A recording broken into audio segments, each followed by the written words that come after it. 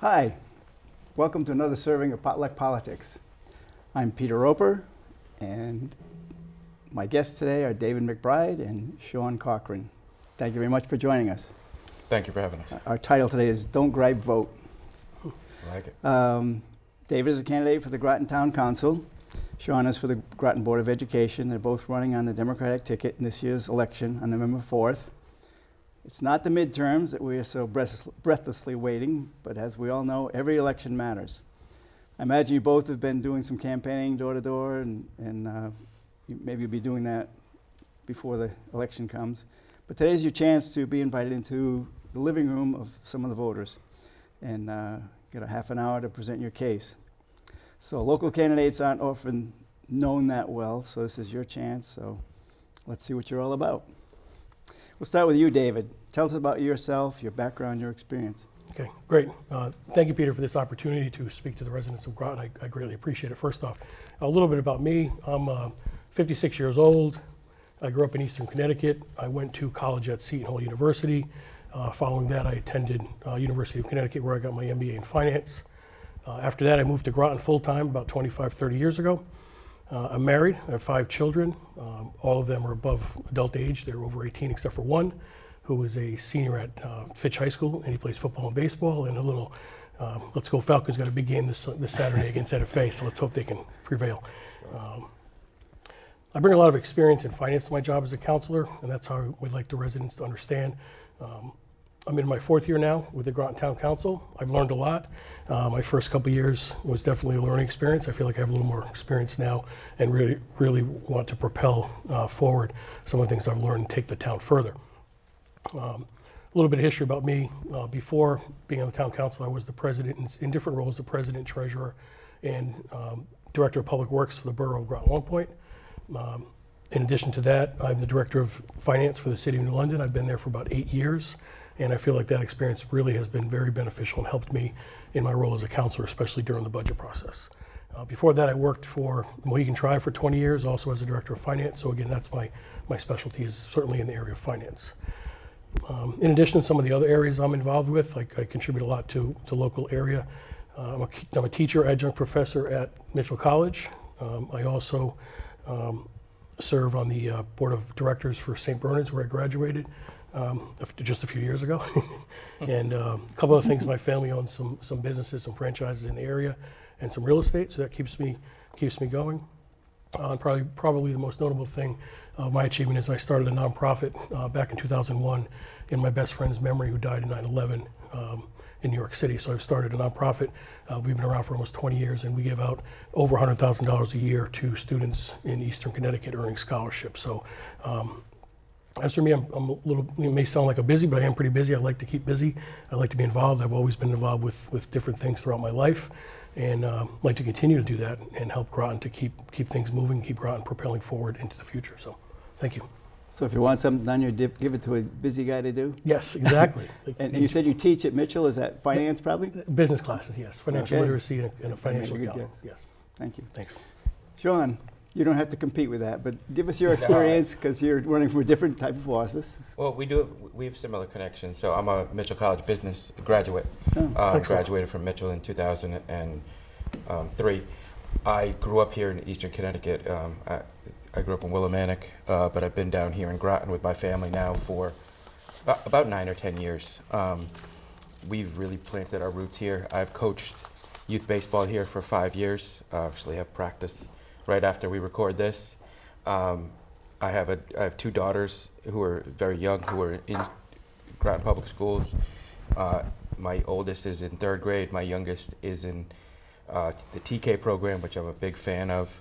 I've spent the past 19, almost 20 years working in education. I actually got my start in education working at Mitchell College. I worked at the admissions office there for 6 years before I left there to pursue some other educational opportunities. And since then, I've worked with legislators, I've worked with educators, I've worked with schools, with districts, with universities, and really the past 8 or so years, I've worked with state agencies, departments of education, departments of treasury, departments of labor, to really help build pipelines for college and career readiness for students. I have a passion for education. I was a student who really didn't get the educational experience that I should have growing up. I was diagnosed with some learning disabilities my senior year of high school, and if I had had that earlier in life, my educational path probably would have been a lot easier. But I use that as a motivational factor, and it's kind of helped me to build my mission to help learners achieve and be able to find ways, tools, resources to help all learners. That's why I got involved in the the Board of Education. I saw a need. The department was looking for someone to fill a vacancy for a time, and then they wanted someone who would consider running for office. So I put my application in, was selected to be on the board. I've been on the board since the beginning of September. It's been a great experience. I've learned a lot and really appreciate working with the entire team to really find ways to help improve the educational system that we're building here in Groton and provide everything we can to our students. I love Groton. My wife and I spend a lot of time, are very active in the community. You've probably seen us at events all over, probably chasing kids. But we really love it here, and I just want to see what we can do to help out. I want to give my daughters a great education and also help all the learners. I've coached for about 5 years baseball in the region, and just watching the students and the growth that they can have in the players as we work together, watching their growth from when they start the season to when they end the season, it's just so rewarding to me, and those are things that I think that we can transfer into education. Great. David, why don't you tell us a little bit about what the council has done in the last couple of years? Yeah, certainly. I think Summary at least. Yeah, I'll give you a few highlights. I think the council's done a lot the past few years. Been really productive, getting a lot of things done. I think probably the most important thing that I think the council has done is they've created a revised process for the development of the town-owned properties. As you know, things are moving forward with 2 vacant commercial properties in the town, and the council put together a plan to move those forward, and that's really helping out with some of the housing that we truly need in Groton as well as Southeastern Connecticut. And I also chaired the property reuse committee that was instrumental, at least in my opinion, instrumental in forming some of the beginnings of that document that came to fruition, because it really, we heard from the community that there needed to be more involvement, more community involvement, and more of a process involved. And I think that document, all the people that worked on that with me in that committee, was instrumental in moving that forward. So that was a great endeavor the council pursued, and I think it's helping out in the past, and I also think it's going to help out in the future. There's just 2 properties, as everyone knows, SB Butler and the Claude Chester property, that will be coming forward to a future council, if not, the next couple of years, maybe 3 or 4 years after. But I think this document will prove to be beneficial in how that process moves forward, involves the community, goes through the RFP process and everything. And I'm not to say that I don't want to come off like we're looking to do 2 massive developments in those areas, and that's not my thought at all. My thought is really that the council put forward a document that has the strings and the framework to help move those processes forward and to really build appropriate items in those 2 areas. So I think that was instrumental. We're also responding to the community's desire to have improved recreational facilities. We heard that loud and clear through many forums that we've had. If you recall, we've opened up 4 new pickleball courts between the library and Thrive 55. We also did some significant upgrades to the hockey rink in that same area. Just last week, we opened up the new Groton bike pump track near Bluff Point, and we've also made significant improvements. I think upwards of over $1 million at Sutton Park. So we heard the residents loud and clear that that's what they wanted, and the council put that on their agenda as a high priority, and it was accomplished. A couple of the green energy and saving environmental projects around town, the council moved forward.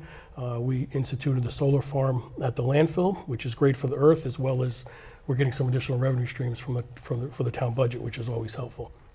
We need to continue to move forward in that direction. We've also installed solar trash compactors around, which are much more efficient than the way Public Works was handling trash in the past, so those are very helpful. As you may recall, we did solar on some of the school tops, so we're really making some good decisions in that respect as well. And what's most important, I think, is that we've made a lot of these changes with what most people would say were modest increase in taxes. We've also adopted a balanced budget, and most importantly, we've continued to grow our reserves. Our fund balance is up over 24%, which is significant, and our bond rating has increased. So really made some really great strides.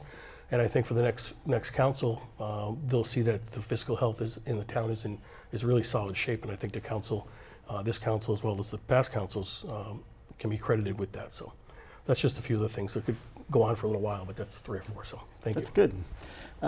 Sean, you haven't been on the board for a long time, but tell us what you think about what they've been doing and what your goals are, kind of. So I think the board has really been doing good to push their agenda forward to really respond and understand the needs of the community. We constantly are getting emails and outreach from parents and educators asking for support, and I think we do a really good job of responding to that in a very timely manner.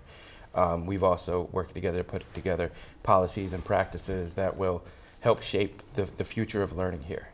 I think we all approach it as, I wouldn't say unified, because not everyone is unified, but I think we approach it with a common goal to really focus on what's the best way we can support the educators and the students and the families that are part of Groton. And Beverly Washington is the chair, right? Beverly Washington is And the I chair, have yes. a lot of confidence in her. She's a good Democrat, and she's actually on the board of this organization, SCCTV, too. So Yeah, Beverly's great. She's part of the reason I'm on the board. yeah. Anything you had that you wanted specifically to look at? Not yet. Because I'm just 2 months in, I'm just kind of feeling things out, learning as I go. I'm new to the political world. I'm new to being on the Board of Education. I've watched a lot of Board of Education meetings and across the country, and State Board of Education meetings, taking part in those. So right now I'm just more learning, taking things in, and my goal, if elected, is to kind of start putting together ways that we can better support. I really want to understand where we are before I start coming up with ideas on how we can get better. Do you feel like you're more focused on the lower grades since you've got 2 young kids? At this point, you probably know more about that. So my experience and my kind of the history of my work has really been more in the high school, middle school space. But all the research and data that I've read, and there's a lot of reports out there that if students are leaving middle school behind, the likelihood of them catching up is very slim. So we need to be there at the lower grades, helping students, getting them the resources, tools they need to put them on track to make sure that they're able to make that transition to middle school, to high school, and then to either career or college. Great. Both of you, now let's talk about budget and taxes, since that seems to be a big motivation for voters. What do you want to say to people whose first thought is, what will this guy do to my tax bill? You could start out, David. Okay, great question. And that is obviously one of the most important things we hear all the time. And I'd like to talk about this because as the director of finance, I do have some information, some experience in finance. I think let me back up. As a director of finance in New London over the past 8 or so years has really put its focus on adding businesses, adding people, and adding homes. And by what that means is they're choosing to move in that direction instead of increasing the mill rate, which is, of course, how you increase the taxes, how you generate revenue. So I think if we can shift gears or just move a little bit, continue to move in that direction with Groton, it would be helpful, because the focus should be on increasing taxes through more people, more businesses, and more housing versus just increasing the mill rate. I mean, the budget's going to go up every single year. That's inevitable just through the cost of living. But the more we can support development, and that's smart development. I'm not in favor of huge, large, complexes where we've gone in the past. But smart economic development that fits into neighborhoods is the way that you can continue to grow your grand list and therefore reduce the amount of the mill rate increase that would need to come. So interested in continuing down that path. And I would say some redevelopment, because I think Absolutely. we have some underdeveloped properties that could get upgraded. Absolutely. And I'd love to see housing on top of some of these buildings here in the shopping areas, because you get people downtown and you're create housing, which would be more affordable. Yes, and we've seen a lot of development in this new corridor now that I think you're going to continue to see, hopefully, some more housing in that area as well. Sean? I think the board, from everything I've seen, has done a really good job balancing the budget. Credit to Superintendent Austin and her team. They came in under budget this year, which was great. From everything that I've heard from fellow board members, the January kind of February time, while the board is really focused on the budget, is very time consuming. Not saying I'm looking forward to those kind of sleepless nights, but I'm looking forward to digging in and seeing where we can support things. I'm not a big proponent of, all right, let's figure out what we can cut if we don't need to cut things. I really want to find where can we best utilize our funds and what's going to get us the most impact for our students. Do either of you have any specific issues that on the taxpayers or the normal residents' radar yet? Any issues coming up that people should be thinking about before they hit us? Yeah, I don't want to say people aren't aware of this, but I'm not sure if people understand the magnitude of the cuts that may be coming down the road in federal funding. Yeah. I was going to mention that in relation to education especially. Certainly, and I think that's a concern of many people, but I mean, if federal funding is reduced, it ultimately leads to state funding being reduced to the municipalities, and I think that's a concern of many people, and if that does happen, the Board of Ed specifically receives a lot of grants, and if that money's taken away, there's certainly some financial concern, something that I'm at least concerned with. So yeah, that would be the major item right now. Yeah, Sure. I would just agree there. I think that the federal funds have such an impact and such an uncertainty. I think what we can do is just work to gather as much information as we can and share that information out across. Unfortunately, education seems to always have to be doing more with less. And unfortunately, I think that's a situation we're going to be in again very soon. Thank you. David, the council is going to change a little bit. Jill Rusk is running for the city mayor, and Rachel is not running again, so she was the mayor. How do you see the new council shaping up? Not knowing how the election's going to go, but I assume you know the Democrats that are running, and yes. I have some feeling about that. Yeah, no, very familiar with the Democrats that are running. I mean, I find them to be very experienced, very savvy, lots of good understanding with topics. I was on the nominating committee for the party, so I know that we went through trying to sort this all out. It was not easy, but we did pretty well finding people. So. No, I think they're very knowledgeable, very experienced, and they come with significant experience. They come with a lot. And I think what's most interesting about this row A, let's say, which of course I'm in favor of, is it's a really diverse group. I think we have almost all representation from the 7 different districts, which I think you don't see often. And I think in the past, sometimes you'll have I don't want to say majority, but you'll have a significant amount of candidates or people that become councilors from a certain area, and I think that could cause potential issues if you have a majority in certain districts. And I think this well-balanced, experienced team has covered the full gamut of throughout the 7 districts. So I think row A is the way to go, and I'm very, very happy and fortunate to be running with this team, and I look forward to, and hopefully the electors will feel the same way. I know the council's had some personality issues, and has that resolved itself at all, or is it gotten any better? Yeah, I think it waves and comes and goes. I don't want to comment on what's happened in the past because those things are long gone. Yeah. But hopefully this council, whoever's elected, can move forward and put some of the things that have happened in the past behind and really focus on what's important. I mean, there's big decisions that need to be made, and the council should be focused all their time and efforts on making those decisions and less time and effort on any potential squalls. And I'd like to think that our local government works as a team. Absolutely. Whoever, Republican, Democrat, Independent. Absolutely. And I think that generally happens, but it doesn't happen automatically necessarily. Sean, do you worry about Groton experiencing situations like some school districts have had across the country where citizens demanding books be taken out of schools and a curriculum needs to be changed for their ideology? I know it's been an issue places. I don't think it's been as much of an issue in Connecticut, but are you concerned about that? I'm very familiar because of my work in education, but that hasn't been an issue here in Connecticut, especially here in Groton. But I think it's important to recognize that those conversations are happening. across the country because people care deeply about education. And here in Groton, our focus is really on providing high quality material, high quality instruction, and a curriculum that provides strong standards and meets diverse perspectives and provides age appropriate content. I think it's really about what's best for the students and providing the students and parents the best tools and resources. There's an issue on the referendum, on the ballot referendum for $14.4 million for bonding to upgrade Fitch High School sports facilities. And it's first of 4 phases. I'm not sure when those are all going to happen, but would you both like to just address that quickly? I'll let you go for it. Yeah, sure. Yeah, I'm personally in favor of that. I think if the council did a lot of work on this, and I got to give credit to the Athletic Fields Task Force. I think they spent 8 or 10 years, and there's been so many discussions on what's needed in town.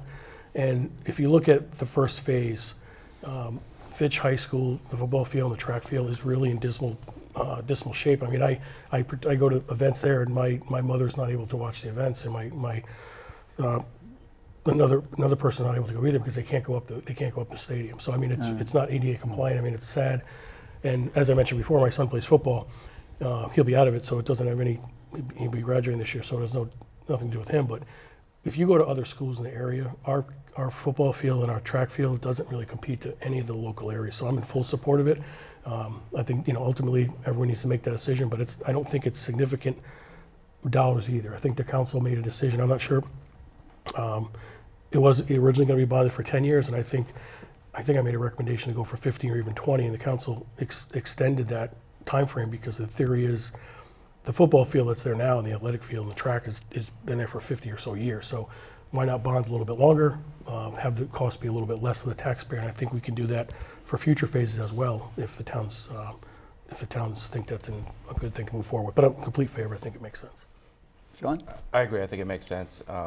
I think I predicted you guys would probably be supportive of this. I agree. Yeah, I agree. I think that they put together a good proposal and a good plan. As a former high school football player, former athlete, sports can do so much for students. So can other extracurriculars, but providing students that feeling of something that they can be proud of, right? As you say, you go to other towns and see other facilities are so much better. It would be nice to provide the student athletes kind of what they deserve. Yeah. I just think that if people look at this 4 phases, it's a lot of money. I mean, it all adds up, but it's a lot of money. So it's a concern, I'm sure. But we'll see how the voters go. Okay. So local elections tend to get minimal turnouts. How do you think we get more people to the polls and more people involved? I think by people doing programs like this, by getting the word out, by Thank you. door knocking, by making sure that they understand that people's votes are their voice, and they should Exactly. go and vote how they feel, not based on what someone else told them. You should base it on really what you think is best for the community.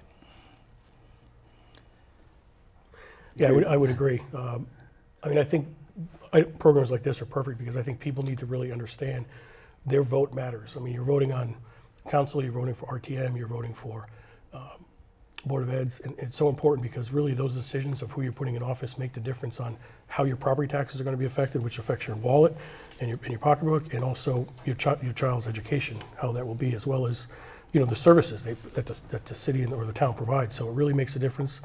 People need to understand that it does affect their day-to-day activity more so than federal elections. I mean, it's important. It makes a difference. So hopefully more people turn out. And I think the early voting will make a difference this year. So hopefully that will pick up some more votes. The more ways you can vote, the better, in my opinion. And Yeah. I think early voting helps a lot of people that are working and can't schedule necessarily election day. And this year there are candidates running for town council, the Board of Education, the town clerk, and the RTM. Plus, we just mentioned the referendum issue. So there's a lot of good reasons to get involved and get your opinion out there and vote. The election is actually November 4th. Polls are open from 6 a.m. to 8 p.m. And then early voting starts on October 20th. And you get more information by going to myvote.ct.gov. And hopefully everyone here listening is going to be voting. I'm going to give the two of you a chance to make some comments irrelevant of my questions. So why don't you go ahead, and if there's anything you think we missed or anything you really want to dwell on, go right ahead. No, I think it was a great forum, and the only thing I want to stress is that I hope the voters have seen me in the past. I think they understand that. Hope they understand that I am courteous. I'm professional. I work well with others. I get along with pretty much everyone on the council, as well as the town staff and others. And I think I think I can be looked upon to continue that in the future, to maintain my professionalism. Hopefully the voters have the belief in my ability based on my past experience, and I really looking for your support in the future. So if you have any questions, feel free to reach out. My email's on the town website, and happy to answer any questions you have, but I'd love to have your support. So thank you, Groton. I'll say that I deeply care about education. I think education is something that can be a game changer and can really help people to level up and get out of situations that they're in. I think that my passion, my experience really lends me to be a good standing member of the board, and I hope that I can get your vote in November. I really want to see things improve. I really think that we are doing a lot of good things here in Groton, but I think we can always do better. We can always refocus and really put our focus on the students, the families, and the educators. We've had some challenges this year from the educational side, the federal funding, and there's a lot of uncertainty, but what I can say is that a vote in me for the Board of Education will get you passion, it'll get you experience, and it'll get you someone who cares. Thank you. We're getting down to the very end here. Quickly, do you both want to weigh in on the Butler School situation? I know that's a pretty active issue in the neighborhood. I see the signs up, and I guess there's a lot of people want to keep it as open space, and some people want to develop it. So if you want to quickly respond to that issue, quickly, because we're running out of time. Yeah, certainly. I mean, I attended the forum, I think it was two or three weeks ago. It was well attended, and I think my personal feeling is that I think there's a misconception that people think this council, the future council, is going to be many years down the road, is going to put some grand massive development there. And that's not the case. That hasn't been discussed. The planning and zoning requirements wouldn't even allow for such. So I think there's a misconception, and hopefully that forum, we provided some information that that's not the thought process at all. You know, I think at least for me personally, I think it needs to maintain. I am in favor of some development there. I'm not going to say no development, but I think to keep in the character of that community is important. To maintain it the same way it is.